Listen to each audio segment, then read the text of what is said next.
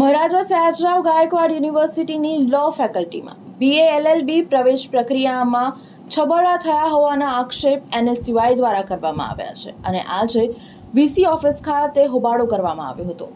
મહારાજા સયાજરાવ યુનિવર્સિટીની લો ફેકલ્ટીમાં પ્રવેશ પ્રક્રિયામાં કથિત છબરડા થયા હોવાના આક્ષેપો સાથે NSUI દ્વારા ઉગ્ર વિરોધ કરવામાં આવ્યો હતો।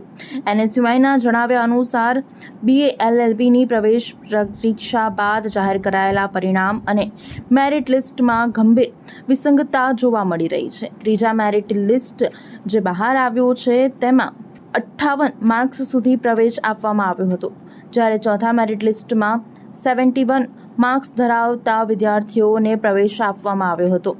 આ મુદ્દે તપાસ કરતા પરિણામ અને એડમિશન પ્રક્રિયામાં માર્કશીટ અને નંબર જીકાસ રજિસ્ટ્રેશન નંબરમાં કથિત ગેરમેળ સામે આવ્યું હોવાનું NSUIએ જણાવ્યું છે। NSUIએ માંગ કરી છે કે સમગ્ર એડમિશન પ્રક્રિયાની ઉચ્ચ સ્તરીય અને નિષ્પક્ષ તપાસ કરવામાં આવે, જવાબદાર અધિકારીઓને એડમિશન કમિટીમાંથી દૂર કરવામાં આવે તેમજ વિદ્યાર્થીઓના ભવિષ્ય સાથે ચેડા કરનાર સામે કડક કાર્યવાહી કરવામાં આવે। આજરોજ NSUI દ્વારા હેડ ઓફિસ ખાતે રજૂઆત કરવામાં આવી કે જે લો ફેકલ્ટીમાં BA LLB ના જે કોર્સ ચાલે છે તેમાં દર વર્ષે એડમિશન માટે એન્ટ્રન્સ એક્ઝામ લેવાય છે।